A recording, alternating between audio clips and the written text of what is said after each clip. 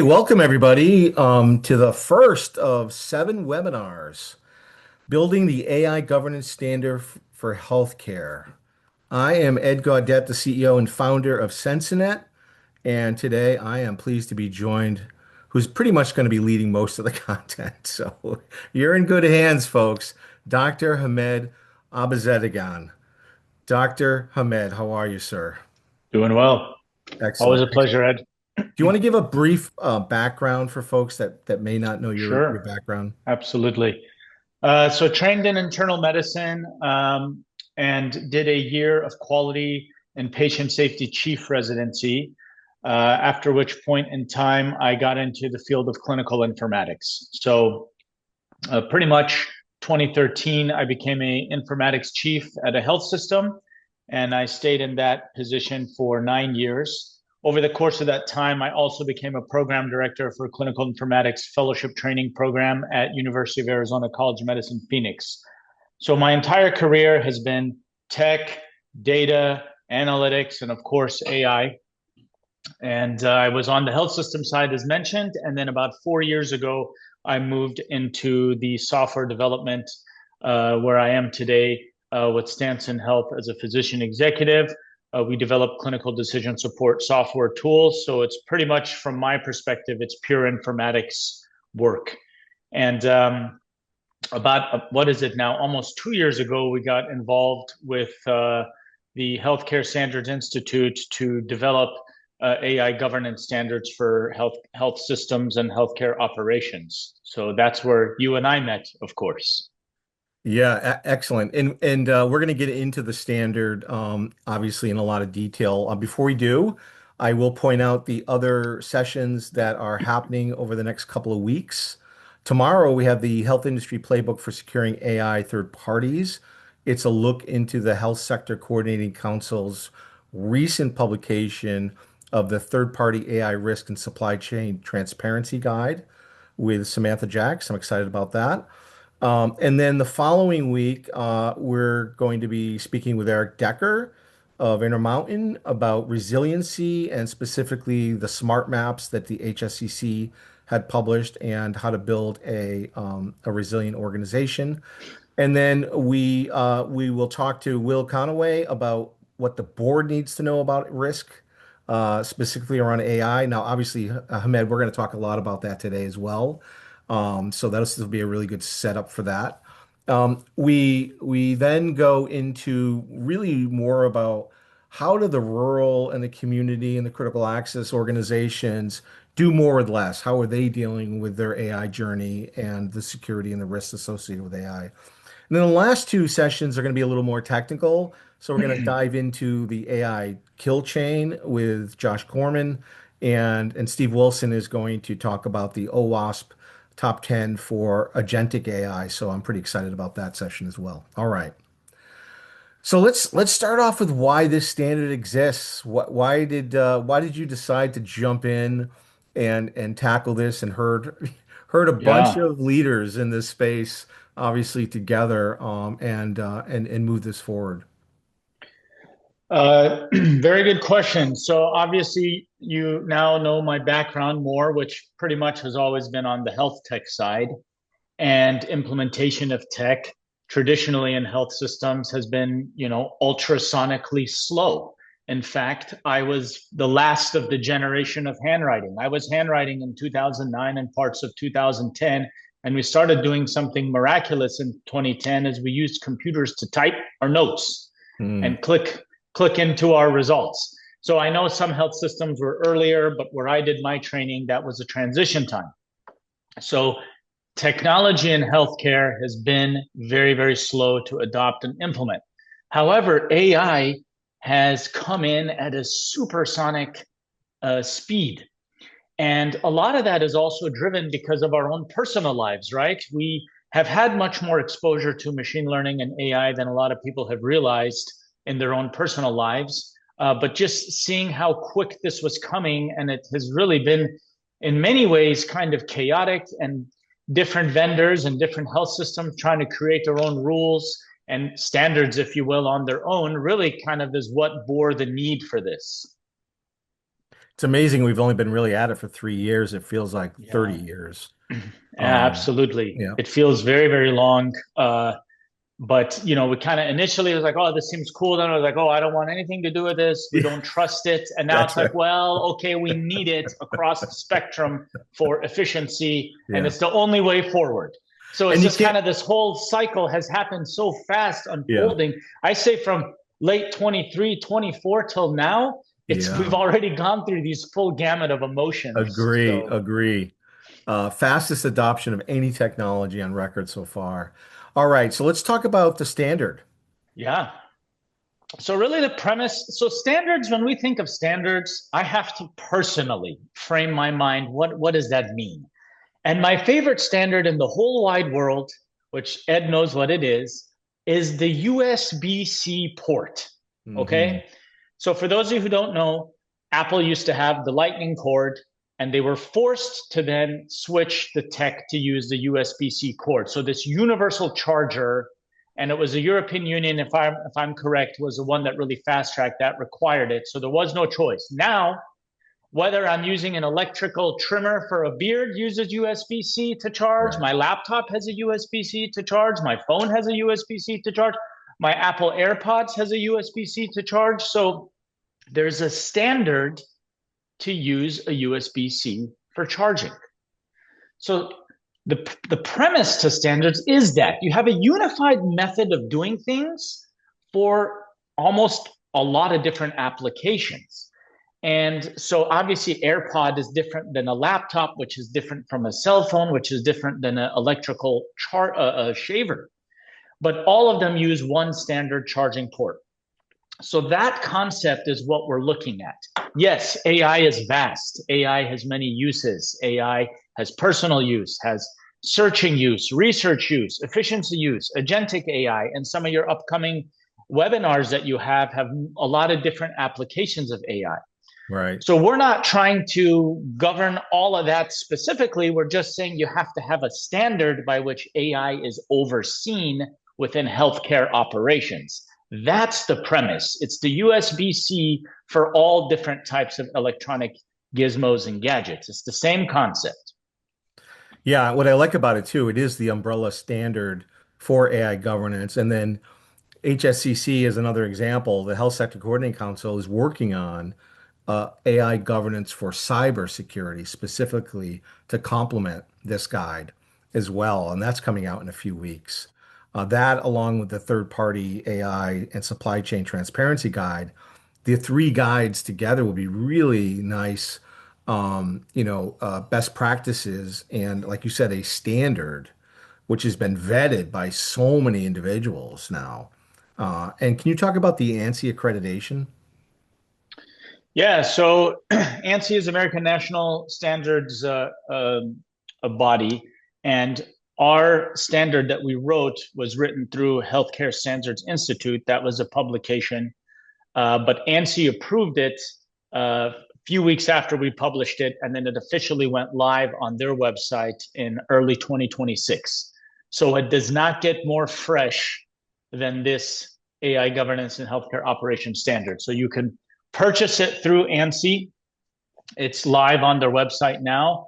But these are different governance bodies that oversee standards. And so ANSI is one of the more well-known ones. And I'm not sure if that's really kind of the depth you wanted, but is there anything else you wanted more Yeah, no, about I also ANSI? think too, just the fact that it is a standard, and it's been through the rigor of the standard Oh, yes. process. Yes. Yeah. Do you comment a little bit about that? Yeah, so there are standards to make standards, right?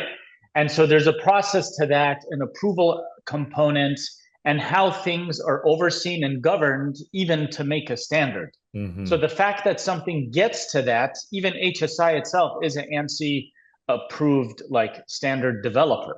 So all of these have different checks and balances that are in place to ensure what's being published has gone through vetting process. So what we did with our committee was a consortium of different individuals from industry to the vendor side to academia to government. Even we had a few different government related employees Hmm. that were a part of this effort. So that consortium is present. Then when that is developed, it goes through another board of approval just within HSI before it even makes its way through ANSI. So you have a lot of different eyes that have to review and approve these standards before they get published and before they get routed even to ANSI. And so once it goes to ANSI, then they have their own internal approval component. So it's approval on approval on approval. But what that means is you have different subset of backgrounds of individuals that understand the specific domain, and then a subset of people that understand how you write standards, and a different subset of people that understand what it means for it to be published and what type of things have to be in place for that. Yeah, it also means you're going to get repeatable outcomes Yes, if you follow this and the set of guidance and best practices that this lays out as well, which is really correct. important. All right. Absolutely. All right. So let's dive into the standard. 9 domains. Um, Yes. This is really a great slide. A lot of talks will say if there's one take home point, this would probably be that slide to give you the overview. So these are the different domains that are covered. And they really, frankly, shouldn't look foreign because all of these have some role within AI. You have an ethical privacy framework, you have the cybersecurity component, you have to have, obviously the data governance, the development process, regulatory compliance. How do you implement this? After you implement it, how do you monitor it? After you're monitoring and evaluating it, how do you continuously improve, especially with technology, you constantly have to improve. And then from there, what's the transparency and communication? So each of these, as you see, I don't want to just read off all of them, but we kind of give a little bit of a descriptive. So these different 9 domains goes within the standard. Each of these 9 domains has a lot more detail, and it gives you a lot more guidance on how to set these up and what do you do and what does continuous improvement mean and how do you create these feedback loops. Or when you're looking at implementation, how do you do that? What's the steering committee? What's their role? What's their membership? And I know we're going to talk about that. But how do you integrate it into workflow? So all of these questions you have are broken down into these within these 9 governance domains. And so when we talk about standards and we talk about governance, you within your health system or health environment operations probably have people that are responsible for these different areas. So that's why the consortium of individuals that comes together covers these different domains. Excellent. All right, let's go into the steering committee. And I love this slide as well because it really does show the need for cross-functional Yeah. participation at the committee level. Yeah, absolutely. So over the 9 years of when I was on the health system side, I served on a numerous different types of committees, but anything that was more directly touching data governance, and that interface with the electronic health record system is the types of committees I would chair. So naturally, as a chair for something dealing with AI, it would be appropriate to have either a chief medical health informatics officer or someone more on the traditional IT side, which would be a CIO or chief information officer. Depending on your organization and what roles they have, you can interchange them. So the theme here is not to only have clinical staff, but to have a mix of technical IT and clinical staff, as well as other types of representatives, such as privacy officer, risk management. So you can see here on the left, broken it down for you nicely. You have different clinical staff, clinical responsible individuals, and from different backgrounds like radiology, surgery, mental health, other types of clinical fronts. And then the non-clinical staff, you'll always see traditional governance type committees have risk on there, but we added quality management as well. Health information management leadership, often they're known as the old medical records in some circumstances. And then the health IT management, which is different from informatics. Informatics is usually more applied and clinical focused, and IT is more around the realm of security, and different factors related to connectivity and the flow of data, if you will. Now, if someone's looking at this slide, Ahmed, and they're saying to themselves, All right, I kind of understand some of the roles, but why radiology? Why pathology? Hmm. What would you say? Yeah, that's a good question. So, pathology and radiology have really been at the forefront of tech and AI, not just in the development, but the deployment, implementation, almost from the gate. I'll Mhm. start with pathology. So, almost the very beginnings of digitalizing healthcare goes back to lab information systems and pathology. So, they're like amongst the oldest individuals in this space. So they're very well knowledgeable, they're very well experienced in that front. And they've been dealing with this domain almost from the beginning. And they're processing information, and they're processing information and data from outside labs, inside labs, right? Sometimes you have sendouts, you have digitalization of different types of images. So pathology is actually very important because they're going to control, govern all your lab information system and anything and everything that has to do with the lab side of things. So pathology, of course, falls within that. And most lab leaders are pathologists. Mhm. Radiology, again, I've actually talked about this a lot when I give presentations on AI and AI governance, is that the American College of Radiology really embraced AI from the gate, rather than be scared of it and saying that they're gonna take over our jobs. They embrace it. How do we use this to augment the pathways of radiology? And it's actually led to this surge in demand of need for radiologists. I'm sure if there's people here that are on the administrative side, salaries and demand in the radiology space have skyrocketed, but their use of AI has skyrocketed. And Mhm. trust me, not only do they have more jobs, but because of AI, there's so much more flagging of potential lesions amongst other type of disease causing potential things that are coming up earlier. How to process that and navigate it have become important. So when we put the standards together and we created the AI steering committee, we felt very strongly that there has to be some degree of radiology and pathology report, just because they've been doing this the longest. The one that may also seem as an outlier for folks is the patient and consumer rep. Can you talk more about Yes. that and how you Oh integrate yeah. grade that person into the Yeah, great question. I mean, so patients, consumers are the end users. And guess what? End users are using AI like crazy. I mean, we're also end users, right? We use AI for different elements in our life, but on how they're processing information, how they're more prepared for visits. I've recently spoke to some emergency room physicians that they've actually like when the patients have looked Mhm. into AI components with their symptoms because they're coming in more focused, allowing the physicians to be more focused and Mhm. moving in the direction of diagnostics and workup quicker, getting to responses better, and making those visits more legitimate is not the right word, but more relevant to the Mhm. circumstance, the clinical circumstance. Yeah. So that's your end user. They're going to help guide you on a number of different fronts, from the patient, data that they have, to their own portals, and Mhm. how this interfaces with their data coming and going, and the workflow of that. I think they're going to give a lot more insight than you might think in terms of AI steering committee, and they're going to let you know how they're using outside AI entities to integrate with AI within the health system, or what might be offered to them through patient portals. Excellent. Excellent. If you get the right patient, maybe they're actually building AI systems for another industry and they can Yeah. bring, right, some Yes. Is interesting that you, Ed? experience. Is that you should be No, on that's the? not me. That's That's not not you. me. Okay. I'm the worst patient, Hamed. You wouldn't want me as Yes. I mean, me too. I'm not the greatest either. All right, let's go into board and executive Yeah. accountability.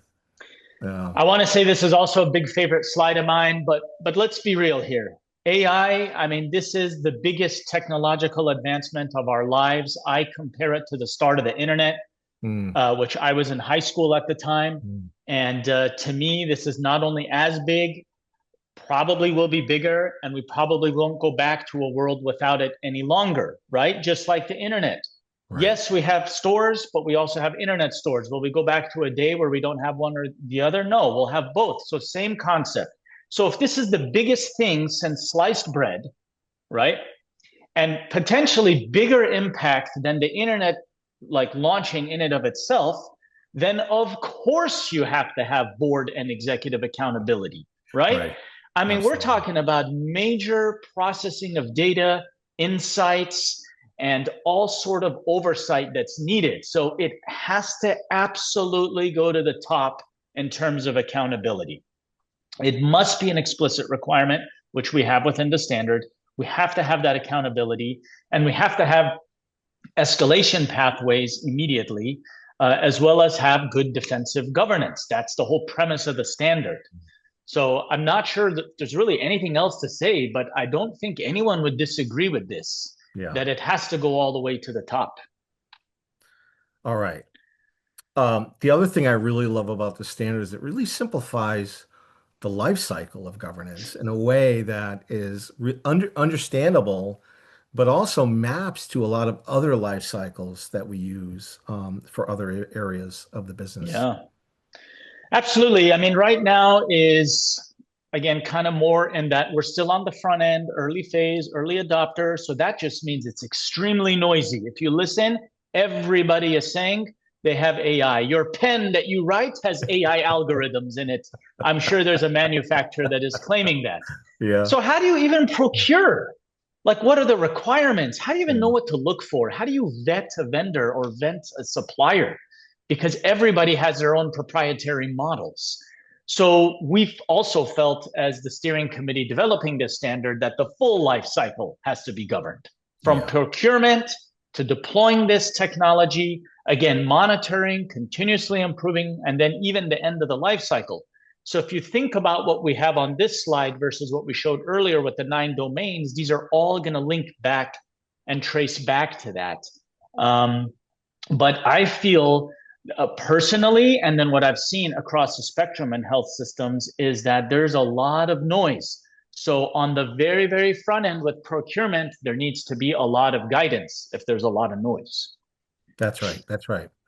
And you have to look at it not just from new things coming in, but those things that are existing that could be taking like clinical applications that could be taking Yeah. updates that now include AI. And so if you're only focused on those things coming in through procurement, you're missing out probably on 90% of what's happening. Yeah, absolutely. I mean, there's a lot that is continuing to go on with validation, the decision support side, and that algorithmic transparency is so important. And I see this as a request frequently when we talk about like software. People want to know, like, tell me more about the algorithm. How is it looking? How does it work? And obviously, bias identification mitigation on a personal belief side, as AI gets better and the data that it reviews get better, bias will become something of the past. I'm not saying it's gone today, but it's going to be very minimal. But nevertheless, you still have to account and ensure that it's becoming a thing of the past. And one of the biggest concerns from a safeguard is this over reliance, right? If I can just turn off the brain and turn it on for something more fun, then I don't have to worry because AI is going to figure it out for me. That might be great and okay in other domains, but it doesn't really apply ever in the healthcare side, right? We have to always have our brain on and always double checking and safeguard and make sure we don't have that over reliance and we have safeguards in place. A non-clinical example. So everybody knows of PlayStation 5. So one of my very good buddies works for Sony, and he was telling me today, PlayStation 4, so the previous generation PlayStation, their servers, and I'm probably not saying this exactly correctly, but ultimately, any errors or issues with those data codes are all being governed and run by AI. So it's kind of like automatic on their end. AI is basically fixing AI, which for those of you that are in the space probably have heard this concept more and more, but it's already in action on legacy type products in certain vendors, of course, Sony being one. And I'm sure I didn't say that entirely correct, so take it with a grain of salt. But the concept is we're already seeing reliance on AI in other areas. We Mm, never want that in healthcare, right? there's a humanistic touch side of things. And it is one of the safeguards that we always have to have. So this over reliance is a very big danger. And so the safeguards and protections on that dependency become important. And this is a huge point as to why I always tell people, if you're asking, is AI going to take my job? You're Yeah. thinking of things incorrectly. Nobody is suggesting that. I don't want to go in and have a robot see me from start to finish. Now, there are some out there that are saying things like that, or that why even go to medical school? It's a thing of the past. The robots will be able to do everything. But as a human, I want to connect with another human. That's what my nervous system needs. So this over reliance is a big danger. These concepts are crazy right now.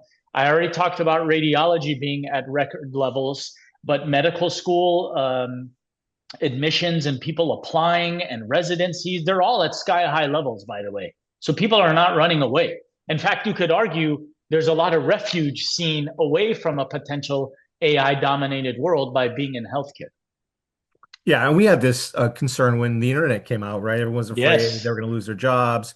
The information workers were going to lose their jobs. And what happened was things changed and people adapted. Yes. New jobs were created. New ways Yes. of working were created. The same will happen here with AI. And it will feel a lot now. It'll feel really heavy now, but over time, Yes. it's going to smooth out.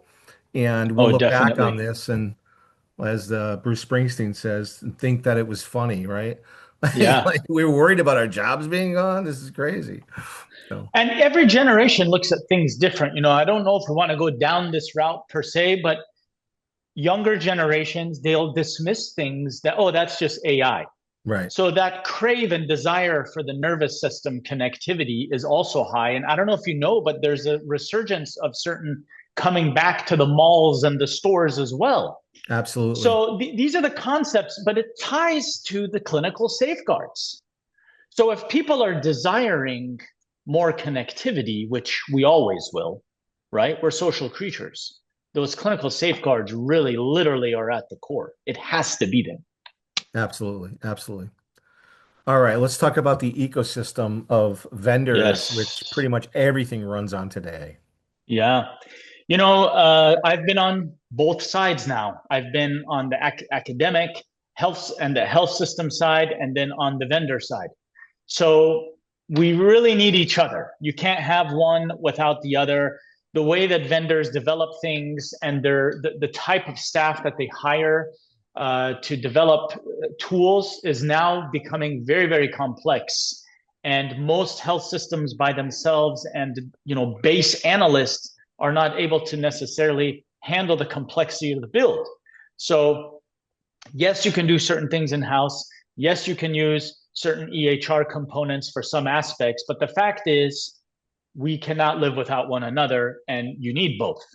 So this accountability is very important, obviously, across the ecosystem, and how you interface with the vendors and vendor expectations is very important.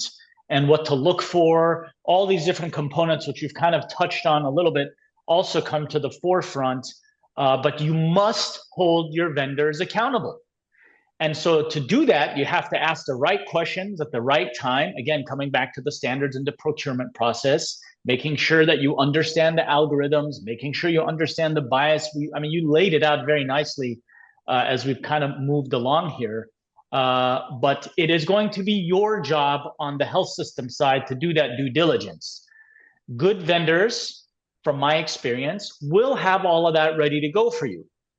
Not necessarily everyone's going to have it up front for you to see, but if you ask for it, they better give it and explain it, because ultimately you're liable on what their product is. So again, this is a very important concept and something that we dive deep on within the standard.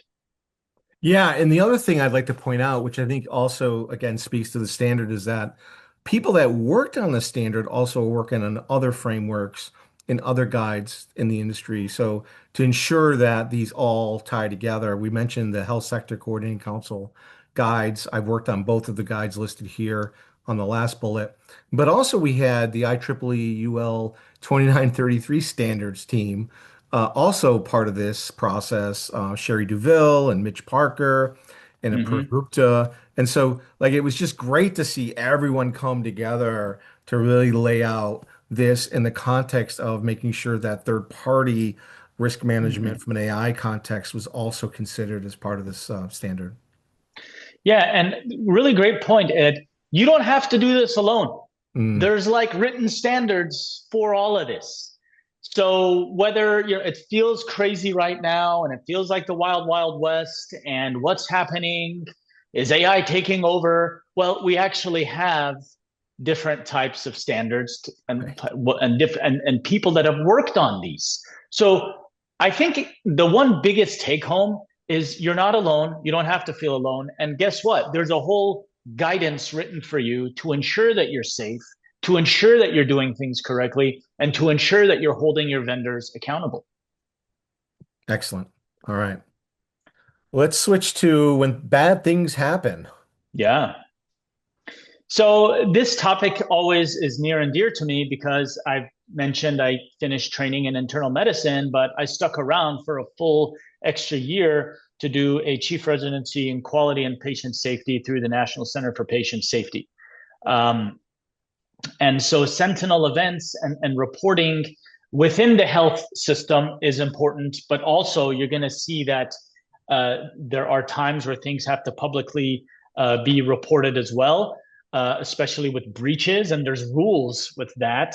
I'm sure all of us, I have at least multiple times received letters that, hey, sorry, we had a breach. Here's a year of free credit monitoring, you know? And it's like, I already have four companies monitoring my credit. I don't know what to do with that. Like, I Yeah. kind of just shrug my shoulders and move on, you Mm, know. But yeah. these are real issues. There are errors that happen. There are failures from the system side that happen. There's data breaches. There's privacy breaches, which again, all of us have had received those letters. We talked a little bit about bias discrimination, and then of course unintended consequences from these deployed AI, especially with that concept of over reliance, Hmm. and then of course ethical concerns on the development and how that process goes by.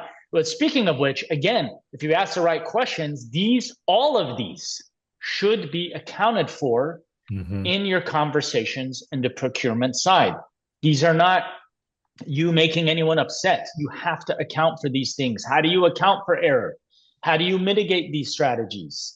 So, I mean, these are really very good concepts. And, again, we've all been exposed to the public reporting side of it. I feel that most of us kind of feel helpless and not sure what to do.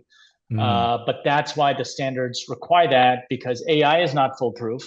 AI doesn't know the concept, and AI might be amazing, but if you give it the wrong initial direction, every single thing downstream is wrong because you made a left instead of a right. Yeah. So, one of my favorite comedy movies of all time is Dumb and Dumber. And I don't know if you remember the scene, but it was nighttime. Then Jim Carrey took over the driving, but right as the highway split, he dozed off in a daydream or wasn't paying attention. And then boom, they went the wrong direction. Yeah. So the car was working fine. He drove all night, but he went in the wrong direction, leading him to the completely wrong place. That will be the same situation with AI. If you make Mm. that wrong initial turn or where things split, you go the wrong way, the whole follow up algorithm is wrong. Yeah. So these are big things to think about. And these are significant errors that can happen, even if your bias is soundproof, your ethical concerns are sound, but if you can still have significant errors. So Yeah. this is a really big, big concept. Yeah. And I think culturally, we have to be open to failing initially and learning from it quickly. Mm-hmm. And, thoughts on that topic? I mean, absolutely. We're trying all this together, right? We're all in this together in the Mm. sense that we're figuring this out. It's all of us now that is setting up AI for future generations. So if you think That's about right. things like that, it's so freaking exciting. That's Why are right. we being scared? Run right at it, govern it, Yeah. modify it, Yeah. know that it's going to fail. Nothing is ever foolproof. How many years has it been since the internet? Orders and errors Mm. happen all the time, even with Amazon. They'll send the wrong product. Yep. I mean, it happens. It doesn't happen often. Or you return something and they didn't give you a return. I mean, there's just digitalization of everything is amazing. There's no going back, but you still Right. have to pay attention Stuff and happens. stuff happens. So, yeah, I returned something for Amazon a week ago and I noticed it kept showing as pending drop off. So I had to get on and log on and say, hey, I actually dropped this off. And they investigated another layer further and ultimately gave me the return. But it's annoying. But if I didn't do that, it would be as if I never dropped it off. So very basic example, but still, nothing is ever foolproof. Yeah, absolutely. All right, let's get into the trust yet verify. The Yes, doctor trusting but verify. Dr. Jargon. Doctor. So it's true, actually, we're taught in all of our training to trust yet verify. Okay, so what that means is if I get a piece of information, typically I can trust it, but I just have to verify it. Now, I'll give you a very simple example. I was on call one time a number of years ago at night, and the lab calls me in a panic that this patient's electrolytes are completely out of whack. I mean, we're talking so dangerously low that they were probably imminently going to fall into an arrhythmia. Mm, So I was on call. It was overnight. So as you can imagine, I went from sleepy to jolt, hyped up, cloud nine, starting to putting in the orders, hmm panicking, running down, checking on the patient. And then suddenly I got called again and another lab was way off. And I'm like, wait a minute, And not a coincidence. not a So coincidence. So I'm that's like, there's right. something wrong. That's I right. went and saw the patient. Patient was fine. And I'm like, this does not look like critical Mm, low lab circumstance. So I was like, you know what? Let's redo the labs, right? So we hmm redid it, and there was an error, something with the reagents and the way the lab ran it, but that first subset of labs was not right. So, yes, I trust the labs, but at the same time, if it's not fitting the full picture, you have to verify. So we Yeah. are bred like that. We are trained like that. So we're not going to always take things at face value. We'll verify, we'll correlate clinically is a big buzzword we use. We double check with the patient, how they're doing, feeling. You talk to the person. And if hmm things don't always add up, you might have to do another diagnostic test, repeat the labs, or do something like that. So why would AI be any different? You have to have this skepticism mind with AI, especially in a healthcare environment. And your clinical leaders know this, and we're taught like this, and this is how they are. So we've already talked about AI is not foolproof. Clinical judgment remains a backstop, which what does that mean? That means that nervous system connectivity. I'm going to come and talk to you. I'm going to put my hand on you in a clinical manner to press in different areas and verify your symptoms. And my goal and job as a clinician is to objectify your subjective complaints. That is hmm that clinical judgment. So that's Yeah. really the concept here. You want to have physicians and clinicians at the stakeholder level in your governance, which we showed and broke it down from hmm the clinical and non-clinical side. And of course, informatics being that bridge. We are the bridge between IT and the clinical services. That's why we also fit within that. Yeah, and this perspective is transferable. You could be in IT and also trust and Yes. verify, and you should. Yeah, when I worked on the health system side, my most important relationship in the hospital was actually not with my boss, it was with the CIO because they represent tech and all the securities and servers and, authentication, making sure who's using it and logging in is that person. And I'm more on the applied side, making hmm sure that, other elements within the application are working fine for workflows for clinical care. Right. Okay. Let's talk about the applicability of the standard Yeah. for different types of organizations. Yeah, so when we're talking about AI and software, really, ultimately, it kind of doesn't matter the size, right? It's just uh, how big is the enterprise? I don't think it matters because a lot of times you have software that's procured for an entire enterprise. So what you have in one site should be the same as the other, typically, not always. But the governance was built to really govern and give you the guidelines regardless of your size. So whether you're a large health network, mid-size, academic, community, it doesn't really matter. It's built to scale because how you govern it is going to be at scale, and how you deploy it is also at the scale of what you need. So there's really not a whole lot more to say on that. The scale or size of the health system doesn't matter. It's the concepts and that guideline we give. Whether you have 10 devices that use a USB standard or just two, it doesn't matter. If you have that same USB standard, then one charge port will be able to charge all your devices, whether you have 1,000 or two. Right. Okay, mapping to other frameworks. Again, we talked a little bit about this. But again, what I really love about this is we took a look at all the different frameworks that were out there as to inform, to make sure that we weren't going too far left of what was already there and leveraging what was already there as best possible, like the NIST AI framework, like the work that the HSE and the EUL, IEEE UL 2933 group did. Yeah, I mean, when you're creating standards, it's okay to reference others within niche components. You don't have to rewrite that because those are already accredited and Right. approved. And as you listed here on the page, I mean, even ANSI accredited some of these standards. So exactly right. You can link and reference to those frameworks as needed because there are already components and standards written in the risk management framework, regulatory focus, security vulnerabilities. So then that way we don't have to go super deep onto each of those. You can reference those standards and map to it. So absolutely. And so if someone looks at the standard and says, yeah, it's got most of what I need, but it's missing these three things or five things, or Yeah. we're gonna also give our contact information. Can people reach out to you if they have Yes, questions? Or, absolutely. yeah. Okay, In fact, great. that's a great first step. If you need any help with this, you can reach out to me directly. You'll give my contact info, and I'm interlinked to HSI and those appropriate governance bodies. Excellent. Okay. Okay, defensible governance. What does it Yeah, look like? What can folks do? Um, absolutely. this is Such a really a good summary of question. what we just talked about. Yeah, it really is a summary, but it really comes down to what is on everyone's mind is how do I account for audits or getting sued or other components just because I chose vendor X or I developed a certain AI within my system or Mm. I need to defend my model.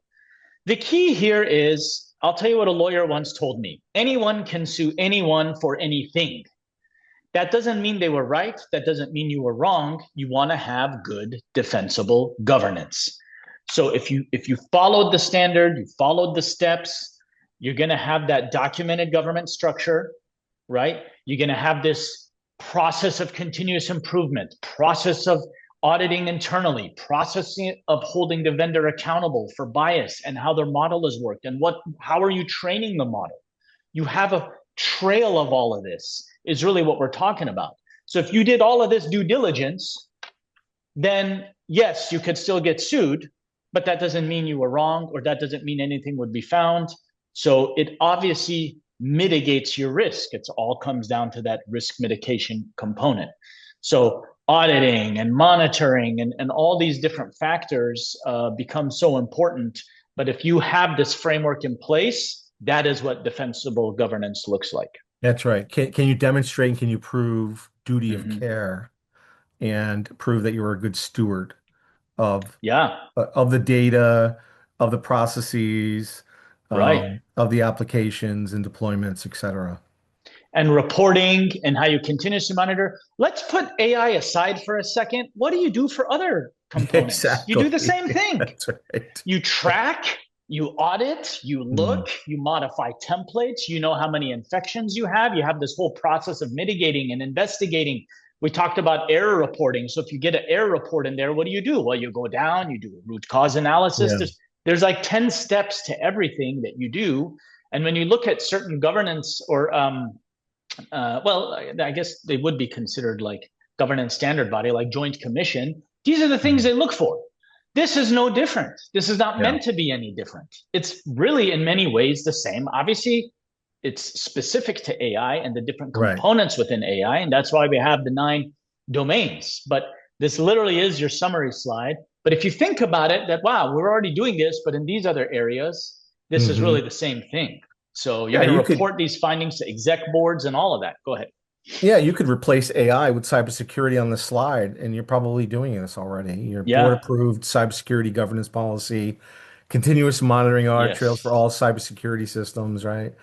Yeah. Yeah. So, And so if you think about it that way, your anxiety should plummet yeah, exactly. because it shouldn't be super foreign. It Hmm. just needs to be specific to AI. And we've already, That's wrote right. that out for you. So That's right. Okay, how can folks get started? you can get started. You can go on your own and literally purchase this document through ANSI. And it's on their website now. What And is it, like $300, yeah, 395? I think if it's Yeah. certain membership, it's 375. Otherwise, Mm. it's Yeah, $425, yeah. So of it's which we get absolutely nothing. So that's it right. doesn't go to any of us who are on the committee for full That's right. transparency, but you have access to it. Hmm. It's there for you, and you can assess your current AI governance, posture against these standard requirements. And if you need help with that, you can always reach out to me, and I'll connect things for you to have other entities do that for you. Excellent. But yeah, you want to establish or formalize your committee. This, I think, is really comes down to that first step: is take a look at the standard, get these people together, get them talking, get that formalized, and you're already on your path to risk There you go. mitigation strategies. Once you Excellent. do that, I mean, one more sec on that slide. Oh, You yeah. really outlined it so well. Once you do that, you inventory everything you have that's AI. And by the way, don't forget to look at devices. You have Hmm. AI in your GI scopes. You That's have right. AI in your imaging. In fact, what you'll find is a lot of your vendors that you might not think of vendors because it's hardware, not software. Most of them have their own AI within it. So when you go to inventory, you have to consider them as well. And of course, we talked a lot about engaging your vendors and making sure that they're answering the questions you have and demonstrating and proving that they're following these standard requirements. Excellent. Excellent. A couple of resources here. Obviously a link to the standard itself, the NIST AI RMF, all of the guides from the Health Sector Coordinating Council. Censinet also provides a bunch of AI governance resources. We also have a platform that can help you manage this end to end, the IEEE standards here. And then, of course, Hamed, your Yes, LinkedIn, your you LinkedIn can find there. me, no There it problem. Yeah, is. There, you're feel going to free get to a reach lot of out. messages. That's okay. All I'm all right. for it. All right. We talked a lot about this already, and I think we have some questions, but let me just look at one of the questions on this. Where do you think maybe point two and three, where do you think health systems are most exposed right now? Yeah. And what can a CISO or CIO do this quarter to defend against that? From an exposure component, I think the biggest risk is you don't even know where AI lives in your system. Yeah. That's what I've seen. And hopefully just listening to this talk, I've given you some of the answers to that. It lives in areas you don't think. So if we're talking about a GI scope having AI, well, then who would you ask? You would ask your chief of GI or your GI department to tell me about the scopes that you're using because they have AI in it. So I think not knowing where AI exists is a big exposure, and then not knowing those details on how it's working and how the algorithms work is another big exposure. And again, what do you do this next quarter? I think if you haven't already done so, get these governance committees up and running. And hospitals, you're going to use a lot of current staff for that, which is okay. But you got to use the standard like the one we have to give you the guidance. So you're not in it alone. If you feel you don't have the right expertise, you can always reach out for help.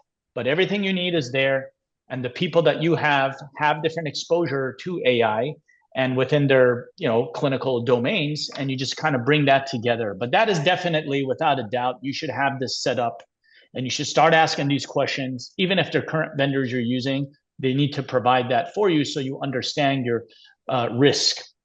Yeah, your exposure. And again, That's right. Sensenet can help you out with that. as well if you're interested. Okay, and there's a scan code here that you can for if you want to see how to inventory all of your systems against what's available using AI today. I'm gonna go to the chat and let's see here. Do we do we have any, Rita? Do we have any? Oh, here we go. Where do you see the risk associated with embedded AI, including the downstream exposure of supply chain risks? That's a very good question. Um, I think with embedded AI, so I'm presuming you're talking about a software vendor, um, is what you're referring to. So again, the risk would be not understanding how the tool is working, what data it reads. And when you're talking about exposure of supply chain, are all the different elements within supply chain being linked to that embedded AI? So just like historically, the problem with electronic health records is what you did at the hospital X down the street is not integrated within the system. So if you have one specific software or vendor that's using AI, is it accounting for everything in your supply chain? These are very good questions. And if it's not, how do you link it? In fact, the frequent question that comes up with certain types of software, especially in the decision support world, what data is it leveraging or reading to give these support nudges and suggestions? Are you also incorporating these outside records, or are you only looking at inside records? Understanding that will help you to mitigate any sort of risk with embedded AI. Yeah, So I hope that understanding answers that question. the fourth party suppliers, the fifth party Right. libraries that are being used. Yeah. Is the Understanding AI that reading all of that, or is it outside of the legible, readable exactly. Yeah. model that was created? Yeah. Yeah. Where's the data going? Is it going outside to a general model or is it Yes, self-contained in a more domain-specific model? Um, exactly. all right. Let's see here. Next question. What is required of vendors with AI as a component solution for vetting purposes? Yeah, I mean, there's a whole section on this within the standard. Easy answer is to go through the standard, but really what is required of vendors is everything we've talked about. How do you build the models? What data do you read? How do you train the models? How do you account for bias? What are your strategies for that? And here's a little pearl of wisdom. What you want to know is how are they fine tuning things? What's the post training?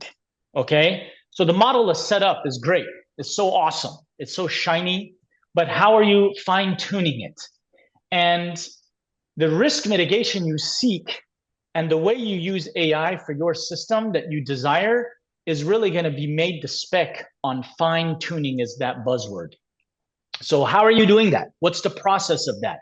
Understanding that is really what's important. And I think the follow-up question is, do you find that bring your own AI is more effective with vendors or using something embedded?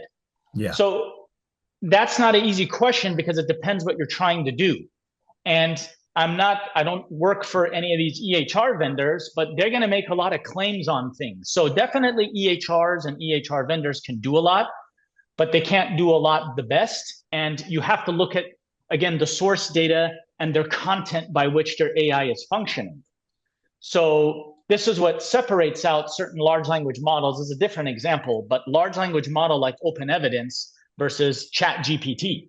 They're completely different universes. Now you might get answers that spit out similarly, but Open Evidence and even now UpToDate's AI expert, the basis and platform of the data that the models are working off of is medical journals. That's why it's trusted amongst clinicians. So it really depends whether you want an external component or embedded in SaaS. So sometimes embedded works well, sometimes external, depending on what you want to do, is going to be a better solution for you. I'll let Great. you keep the questions coming, Ed, however you Okay, see great. fit. Yeah, no, this is good. We got a couple more minutes here. Let's see. So, when thinking about building an AI inventory registry, what is specific criteria for qualifying? It feels like everybody's saying they've got AI. Yeah. Uh, when thinking about building AI inventory registry, okay.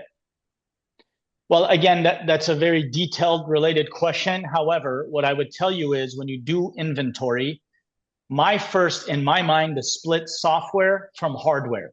Okay. So EHRs have AI in them now. So your EHR, regardless of how big you are, whether you're Epic Cerner or some micro EHR, of which there are many, that is one AI.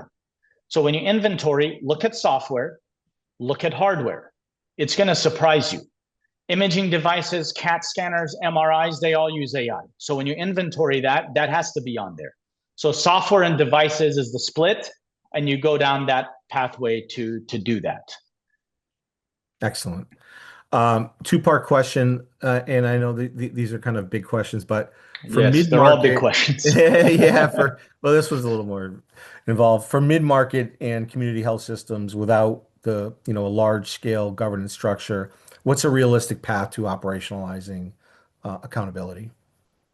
I think that even if you're small and you're missing some of those individuals that we put, the standard gives you some leeway.